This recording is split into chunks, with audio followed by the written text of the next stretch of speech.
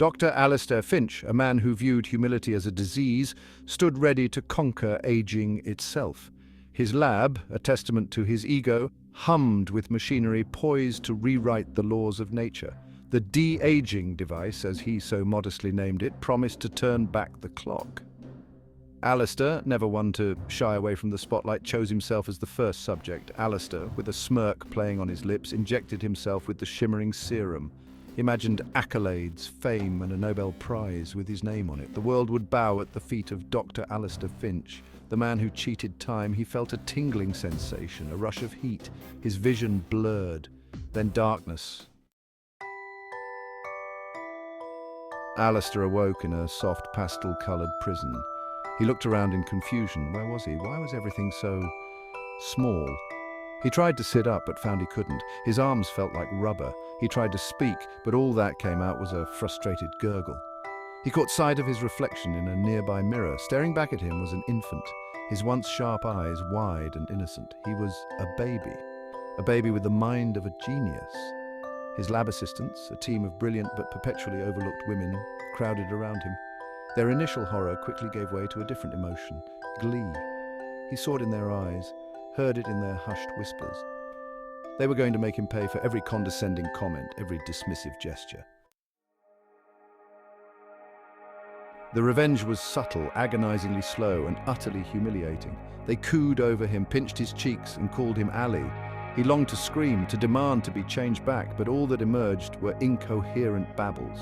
Oh, look at little Ali. Isn't he just the cutest? Who knew our genius would look so adorable in a onesie? I think he likes the mushy peas, don't you, Ali? Time for another nap, little one. You need your rest. Future heartbreaker, huh? More like future diaper changer.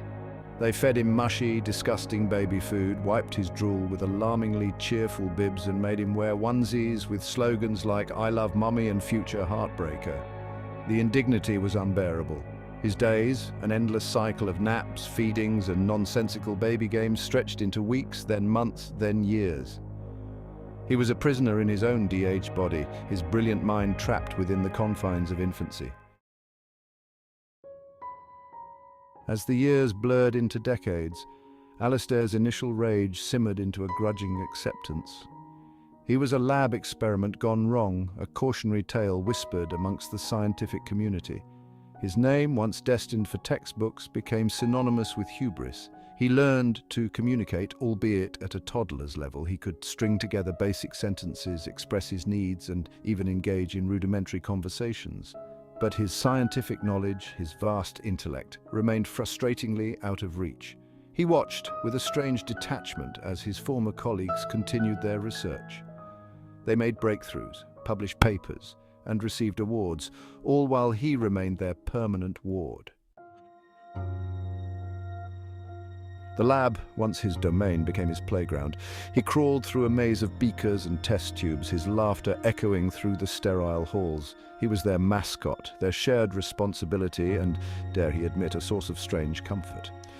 He was a constant reminder of the fleeting nature of youth, the perils of unchecked ambition, and the unexpected consequences of scientific progress. He was living proof that sometimes life's greatest lessons come in the smallest packages. And so Dr. Alstar Finch, the once arrogant scientist who dared to cheat time, remained forever young. Trapped in a baby's body, cared for by the very people he underestimated, he became a legend whispered in hushed tones, a cautionary tale of genius, vanity, and the price of progress.